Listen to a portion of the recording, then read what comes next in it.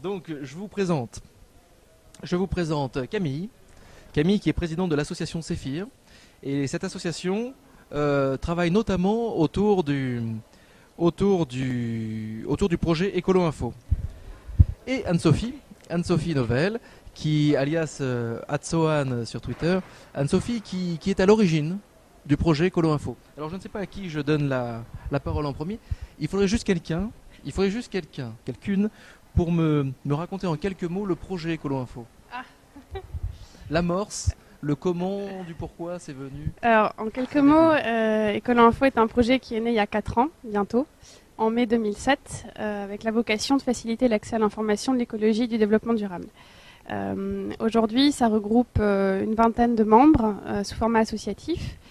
Donc on est tous bénévoles avec des métiers où on s'investit dans l'écologie et le développement durable, bien sûr.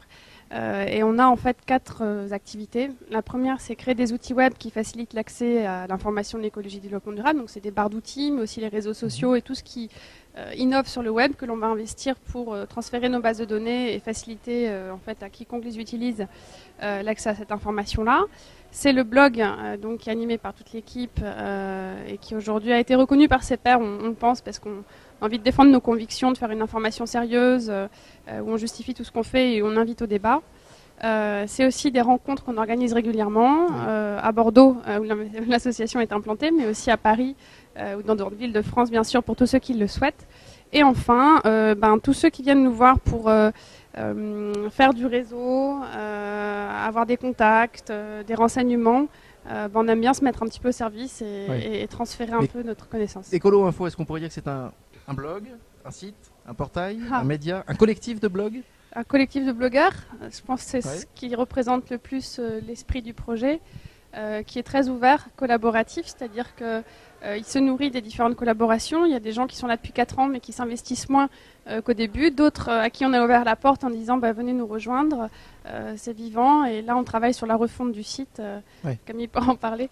Et l'occasion pour nous aussi de faire grossir l'équipe, d'aller chercher des partenaires et d'avancer encore un petit peu plus loin, je crois maintenant. On en a besoin. Et on avance tous ensemble puisque moi je suis vraiment heureux d'être en partenariat avec Écolo Info, donc que cette Web TV, cette première Web TV de l'Université de la Terre, pour la 4e édition de l'Université de la Terre, mais la première Web TV, se passe sur ecoloinfo.com. Pour moi, c'était important, parce que pour moi, ecoloinfo.com, quelque part, c'est un site de pêche, et de pêche qui se transmet. Et ça participe à cette fameuse, on en a beaucoup parlé aujourd'hui, cette pollinisation positive, et cette viralisation de l'enthousiasme. Voilà, pour moi, Écolo Info participe vraiment de cette aventure. Alors, Écolo Info, derrière, c'est également l'association Séphir. Alors l'association, donc je me tourne vers Madame la Présidente. Est-ce qu'en quelques mots, l'association Séphir, tu pourrais me dire de quoi il s'agit, de quoi il retourne, quelles sont les actions que vous accompagnez? Alors en fait, quand Anne-Sophie a monté Écolo Info, il n'y avait pas de structure derrière. À la base, c'était juste la création d'une barre d'outils donc qui répertorie tous les sites internet du développement durable. Donc on télécharge cette barre d'outils et en un instant, on a tous les sites qui sont classés et vérifiés. Et il n'y avait pas de structure. Donc on a dû créer une structure, une association pour soutenir le projet, pour pouvoir aller après défendre le projet devant des collectivités, des fondations, etc. Et donc j'en suis devenue la présidente parce qu'il faut un bureau et j'en suis très heureuse. Et donc Séphir, c'est principalement Écolo Info, mais on fait aussi, comme Anne-Sophie le disait tout à l'heure, des rencontres sur Bordeaux. Ouais. On essaye de faire des rencontres régulièrement pour polliniser un peu, c'est un peu ce que tu dis. Ces rencontres qui s'appellent les Green Drinks. Les Green Drinks, voilà, qu'on a essayé de franciser en apéro écolo, mais on n'est pas encore complètement satisfait du terme. Des sortes de barcamp écolo, quelque part. Voilà, en fait, c'est des soirées, une fois par mois, où on va se retrouver avec des gens, là c'est sur Bordeaux, mais ça se fait un petit peu partout ailleurs en France par d'autres associations. Donc nous, c'est principalement à Bordeaux. Et on va se retrouver autour de thématiques pour discuter, échanger, se rencontrer, se connaître et puis continuer à faire bouger un peu les choses. Et puis on fait des rencontres 1 à 2 fois par an, un peu plus large. Voilà. D'accord. Je note juste que, et ça illustre l'esprit collectif de blogueurs, que toi tu es Écolo Girl.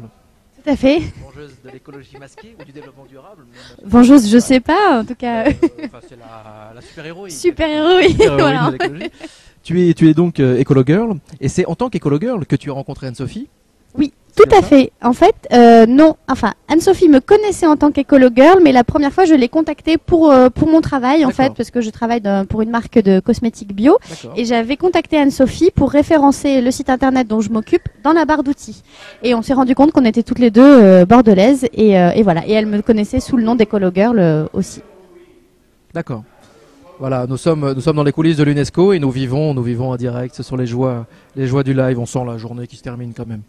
Mais moi, je voulais la finir joyeusement, justement, avec l'équipe très féminine d'Ecolo Info. Ah bah tiens, justement, voilà une autre question. L'équipe très féminine.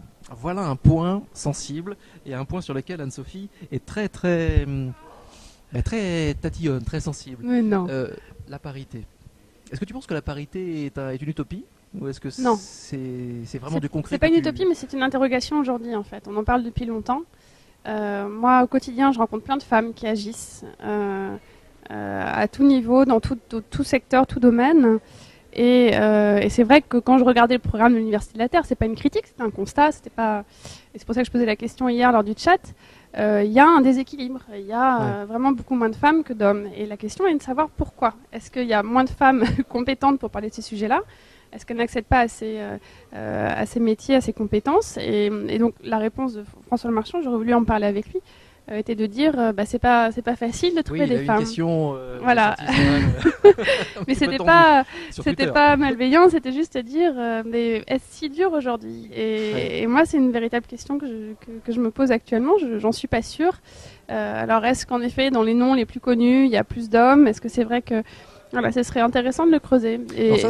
Du coup, ça aurait été une question qu'on aurait pu aborder lors d'une conférence qu'il n'y a pas, d'un débat, on m'a bien dit que ce n'était pas vraiment des conférences, mais d'un débat, d'une table ronde ici à l'UNESCO. Ça aurait pu être la 22e conférence de ce week-end, puisque c'était une question que l'on nous a posée tout à l'heure. Dans l'absolu, quel serait le thème qu'il manque un petit peu autour de bâtir une nouvelle société? On bâtit une nouvelle société en s'interrogeant aussi sur la parité. Ah bien sûr.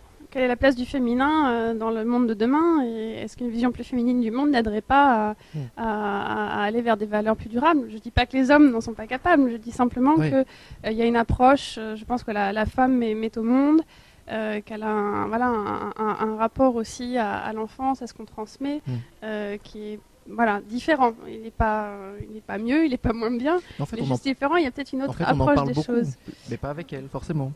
Pas forcément. On en parle beaucoup. Moi, j'ai l'impression, la vingtaine d'intervenants qui est passée sur cette web TV, on en parle particulièrement. Enfin, on en parle beaucoup. Beaucoup de femmes, Éloi. Une, deux, si, la déléguée générale de la RATP, une journaliste qui parlait de l'université junior, c'était chouette. Voilà. Bon, bref, une question de Didier. Sohan, tu peux en dire plus sur l'avenir d'Ecolo Info? Parce que là, on est sur Ecolo Info, donc on peut parler vraiment aux habitués d'Ecolo Info. Donc bonjour Didier, est-ce que tu peux parler de l'avenir d'Ecolo Info? Tu as déjà parlé d'une refonte du site. Autre chose? Et votre participation à J'aime l'info? Alors, il y a trois choses dans cette question. Participation à J'aime l'info, je vais commencer par ça. C'est en effet la dynamique de J'aime l'info et relève du crowdsourcing, ce qu'on appelle aujourd'hui le financement par la foule. Et nous aujourd'hui, on n'a pas de financement. Enfin, on a une subvention de l'ADEME, on gagne un petit peu de sous par des partenariats qu'on a, mais on reste sous forme associative, personne ne s'enrichit. Et le média fonctionne par une équipe bénévole, on va dire. Donc c'est pas toujours facile, on fait ça avant d'aller au travail, le soir, le week-end. Oui, ça, il faut jamais l'oublier. Et donc c'est vraiment par passion. Mais aujourd'hui, si on veut aller un petit peu plus loin, il faut qu'on lève des fonds. Donc participer à J'aime l'info, c'est déjà être reconnu par des journalistes qui ont accepté de prendre notre projet. En disant c'est un site d'information, on ne fait pas de vente à côté, on est vraiment là pour ça. Et donc tous ceux qui le souhaitent peuvent nous aider en fait à hauteur de 2 € par mois ou plus s'ils le souhaitent. Cette plateforme nous aidera pour ça. Après, nous sommes en train de chercher des partenaires dans l'idée de pouvoir faire encore plus de choses. Et dans l'idéal, ce serait créer 2 mi-temps. Je pense à Agnès qui s'occupe beaucoup du site internet qui relie tous les articles. On fait ce travail-là toutes les deux. Dans l'idéal, ça serait ça. Donc c'est un travail qu'on mène en ce moment aussi avec Emmanuel dans l'équipe. C'est vrai que je parle que de filles, mais voilà. Donc on aimerait bien, voilà, en 2011 que ça puisse se concrétiser. Donc ça, pour l'avenir de l'association, du projet, cette année, c'est un peu décisif en ce sens. Camille pourra peut-être ajouter quelque chose tout à l'heure. Mais ça répond finalement oui, aux trois points abordés. Et la refonte, en fait, c'est un projet, ça fait 1 an qu'on travaille dessus. Pareil avec des amis qui ont une agence aussi à Bordeaux. On arrive à bout en fait de cette refonte. Ouais. Elle est pour bientôt. Là, on devait la sortir pour le printemps. On pensait le jour même du printemps, 21 mars, 22 mars. En fait, on a pris un petit peu de retard, mais on a préféré retarder un peu pour bien faire les choses plutôt que se presser en se mettant la pression, vu qu'on n'a pas d'impératif. Et l'idée est de donner avec le site qu'on a développé, donc avec OneBlood, l'agence avec qui on travaille, une image un peu moderne, parce qu'Écolo Info, il y en a qui nous disent ah mais c'est très militant, vous avez un média militant, alors que dans notre approche, j'ai pas la sensation qu'on soit des militants, avec le point comme ça, qu'on est plus dans cette approche-là, à l'ouvrir vraiment. Des pollinisateurs. Et à dire, même si on a une opinion, on va dire telle est notre opinion et voilà pourquoi on veut en parler. Et donc la refonte pour nous va être aussi en effet, à mon avis, rebond en se disant refonte du site, aspect plus moderne, levée de fonds. Et puis on verra, Inch'Allah. D'accord. Donc toujours pareil, on vit dans les coulisses. Nous avons François Lemarchand et sa femme qui dansent. Ils sont très heureux. C'est la fin de la journée, c'est la fin de la première journée de Web TV, c'est très bien. Je crois qu'il est content de cette journée, il est content de cette Université de la Terre. Ouais. Quel serait le verbe qui résumerait pour vous bâtir une nouvelle société? Je te laisse la parole. Parce que finalement on va faire une sorte de mapping avec toutes les réponses, ça va être vachement intéressant. Matzo, puisque tu as déjà le micro. Le verbe qui incarnerait... Un verbe. Ah, c'est dur. Camille, je suis fatiguée, Camille, vas-y. Moi, j'ai un verbe, alors ça fait toujours un peu cucul la praline, mais c'est vraiment ce que je pense, ce serait le verbe aimer. Parce que pour moi, il n'y a pas de société harmonieuse si on n'arrive pas à s'aimer les uns les autres. Et il y avait d'ailleurs une très belle phrase tout à l'heure dans la conférence sur se changer soi-même pour changer le monde de Cynthia Fleury qui disait on a rarement un coup de foudre pour soi-même, mais ce qu'il faut, c'est essayer de se rendre aimable à soi-même. Donc je pense que c'est déjà la base, c'est de s'aimer bien soi-même et puis après d'aimer les autres parce que finalement on est tous connectés les uns aux autres et on ne peut pas faire une belle société si on reste chacun sur soi et individualiste et dans les comportements qu'on a un peu vus. Là on arrive au bout de pour moi on arrive un peu au bout de ce système-là où c'est chacun pour soi. Donc voilà, s'aimer soi-même et aimer les autres, pour moi c'est un beau verbe pour bâtir une nouvelle société. Moi, je crois que j'en ai trouvé un, en fait. Ouais, je réfléchis, tu vois, un peu ma blonde, mais partager, pour moi, me parle beaucoup. C'est cette approche-là, moi, qui me parle beaucoup, et je pense qu'on est dans cet esprit-là, que les blogueurs sont dans cet esprit-là, en tout cas, les blogueurs de notre génération. Et voilà. Mais je crois que c'est Fabrice Epelboin tout à l'heure qui a parlé de cette notion de partage aussi. Alors, Fabrice Epelboin, lui, mais ça fait beaucoup plus longtemps qu'il navigue à vue sur tout ce qui est média et tout ce qui est social media, et qu'il a décidé vraiment de prendre un autre tournant. Mais finalement, ça aurait pu être un débat intéressant. Entre Écolo Info, autour du projet J'aime l'info, Read Web, enfin bref, R2W qui s'arrête dans sa version francophone. Quelle économie, comment peut-on faire? Est-ce que vraiment le crowdsourcing, le crowdfunding peut fonctionner, est viable? Est-ce que cette économie du partage dont on a parlé avec le crédit coopératif tout à l'heure est viable?